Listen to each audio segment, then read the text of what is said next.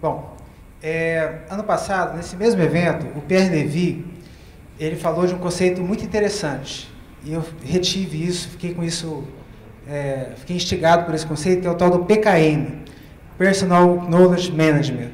Para que a gente consiga construir essa inteligência coletiva que ele tanto escreveu e tanto já falou, a gente tem que começar por desenvolver nossa própria capacidade de gerir o conhecimento que passa no nosso fluxo. A gestão da atenção, onde eu deposito a minha preciosa atenção. Artigo raro nos tempos de hoje, que a gente está tão inundado, sobrecarregado com informação. Na sequência, como que eu filtro, como que eu desenvolvo a capacidade de filtrar o lugar que eu coloco a atenção? Que pessoas que vão ser os meus repositórios, entre aspas, de informação? O Augusto lembrou aqui há pouco que meu conhecimento está nos meus amigos, está nas pessoas que eu admiro, de alguma forma.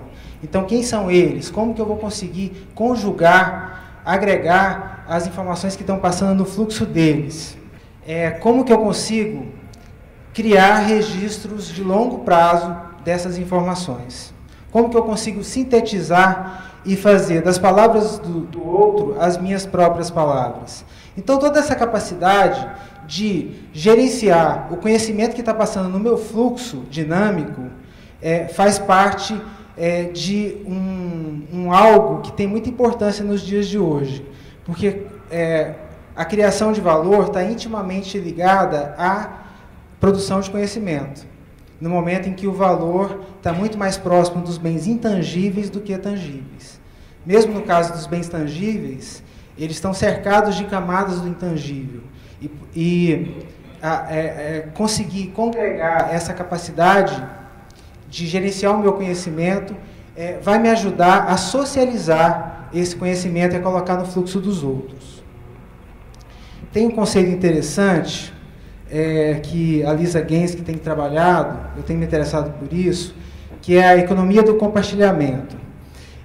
A ideia aqui é o seguinte, é que aquela fórmula testada e aprovada, eu crio um produto, coloco no mercado, anuncio nos canais de publicidade, a gente já viu aqui, esse evento está abundante de exemplos de que essa fórmula está vencida. E mesmo as empresas que estão se apropriando dos canais digitais, das mídias sociais, para poder se anunciarem, elas estão perdendo algo mais dinâmico e complexo. Na verdade, elas estão usando um pensamento 2D num universo que é multidimensional.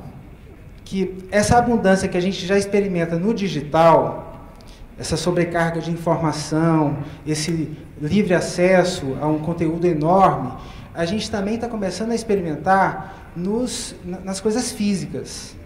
E a economia do compartilhamento, a ideia é pensar como que a gente pode aplicar o conceito da abundância nas coisas que já estão aí, nas coisas que são palpáveis e tangíveis. Um exemplo é a constatação, lá numa pesquisa que eles fizeram, para quem dirige, para quem tem seu automóvel, 80% do tempo do seu veículo ele está na garagem, ele está em desuso. Aí criaram um serviço muito bacana que permite o compartilhamento de veículos. Quem está compartilhando o seu veículo ganha um pouco, ganha um dinheiro e você não precisa colocar mais veículos na cidade. Quando se fala em conhecimento, a gente está falando de inteligência. Aqui tem uma pesquisa interessante que o Gartner fez, que também ficou muito popular. Ele diz que nós somos basicamente um arco-íris de conhecimento potencial. Aqui a gente tem, na verdade, uma inteligência linguística, musical, lógico-matemática, espacial, sinestésica, interpessoal e intrapessoal, todos eles em estado de potência, todos eles prontos para serem desenvolvidos. Então, voltando ao PKM do Pierre Levy, a ideia é completar essas cores, né? Normalmente a gente poderia pensar que o conhecimento acontece dentro de um processo estruturado. Eventualmente até é. Às vezes você está fazendo uma pesquisa acadêmica, você está dentro de um contexto formal, e aí o conhecimento passa por aquele caminho de definir interesses, categorizar e criar filtros. Mas a realidade é um pouco mais dinâmica. Aqui, se a gente for pensar nas organizações, elas começam, em geral, na maior parte dos casos, bem simples, e aí elas vão, na medida que elas vão crescendo, os grupos e as organizações, eles vão ficando mais complicados, mais cheios de variáveis, e o manejo disso começa a ficar um pouco mais desafiante. De um certo ponto para lá, tem até uma pesquisa interessante, a tal do Dunbar Number, acima de 150 pessoas, a gente começa a ficar difícil de reconhecer. Então, quando você tem um grupo muito grande, os mecanismos de criação de valor, eles vão ficando mais complexos. Então, a gente vai para um cenário de complexidade. O que eu quero dizer com isso? O nome é complicado, eu sei, mas é que, normalmente, a gente tem boas práticas, ou as melhores práticas, num cenário simples. Num cenário complexo, dinâmico e em fluxo, essas melhores práticas, elas são absolutamente contestáveis, porque novas práticas estão sendo surgidas o tempo inteiro. Então, quando você cria contextos que potencialize a criação de micro canais, você aproveita o melhor da complexidade. Eu estava lendo esse artigo, é um artigo que fala sobre inteligência, eu vim aqui, copiei, eu sei que está muito rápido, não precisa acompanhar tanto, e categorizei esse artigo, coloquei dentro de uma plataforma chamada Zotero. Então eu lancei o autor, a publicação, a anotação que eu fiz e taguei. Isso aqui, daqui a 2, 3, 4 anos, eu vou poder acessar e fazer sinapses desse mesmo conceito que eu taguei aqui como inteligência coletiva, IPKM, vou poder fazer sinapses com outros conceitos que eu fui tagueando ao longo da vida. Quando a gente pensa em plataformas digitais, e plataformas digitais dando subsídio à criação de valor, o valor está na interação. Então, se você constrói uma plataforma que permite que a interação aconteça, você dá subsídios para a criação de mais valor. A gente está vendo 2 pessoas criando ao mesmo tempo. Tá?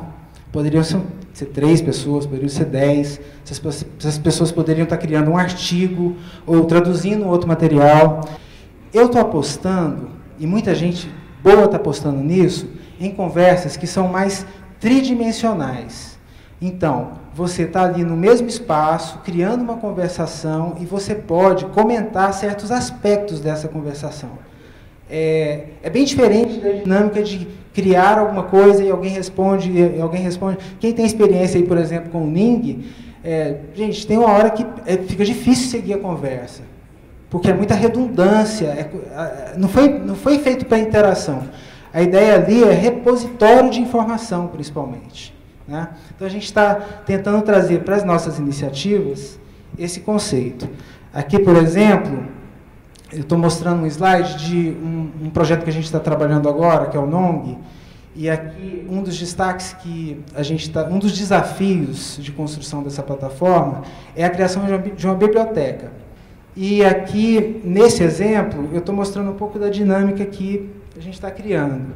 Você pode estar lendo um artigo, respeitando os direitos autorais, ou seja, você publicou que está lendo o artigo ou o livro, e se não pôde colocar o livro aqui, porque contraria os direitos autorais, você pode simplesmente referenciar a fonte onde aquilo é permitido. Mas aqui você pode conversar de uma maneira viva e tridimensional sobre aquela publicação. Você pode iniciar uma tradução, ou fazer um livro novo a partir desse, enfim, conversar, interagir. Né?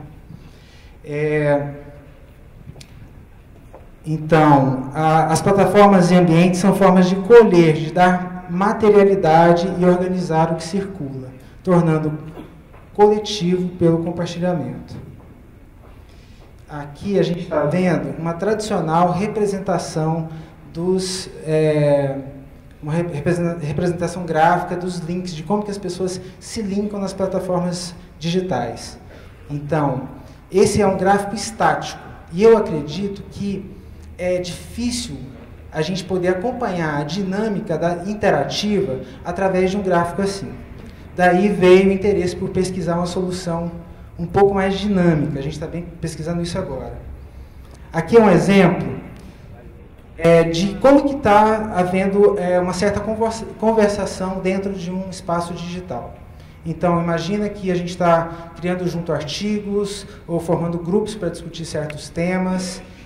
Então, cada círculo desse representa alguma atividade que está acontecendo naquela plataforma. Eu acredito que esse FLUS, que eu estou chamando, em homenagem ao Augusto, ele tem o potencial de captar melhor a dinâmica interativa. Bom, se eu estou falando de PKM, eu lanço a pergunta, como que a gente pode aprender em fluxo, já que o fluxo é tão dinâmico?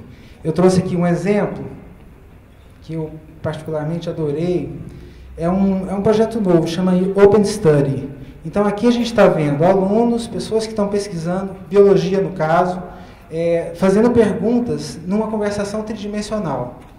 Gente, esse tridimensional é por minha conta, viu? Não é literalmente tridimensional, é só para dicotomizar um pouco com o bidimensional tradicional.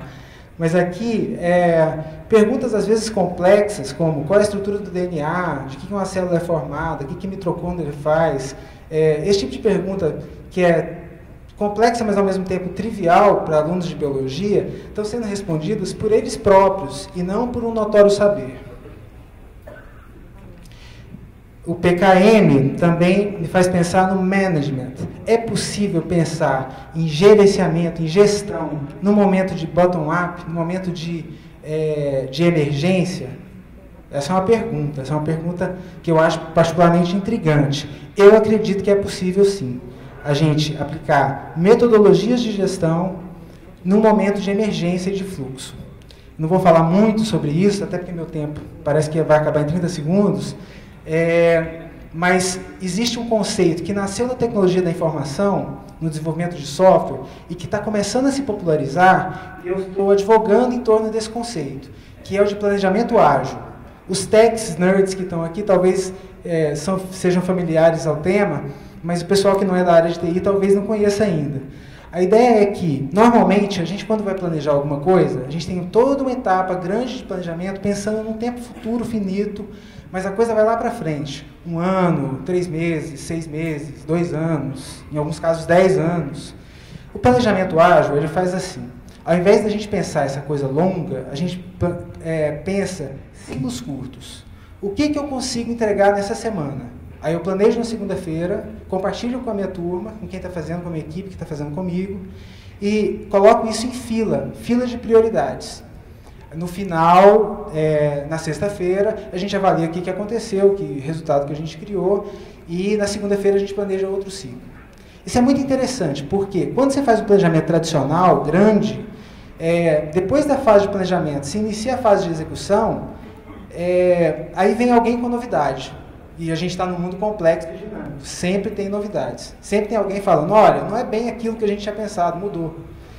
Quando você está naquele paradigma de um grande planejamento, essa mudança não é bem-vinda. Todo mundo torce o nariz.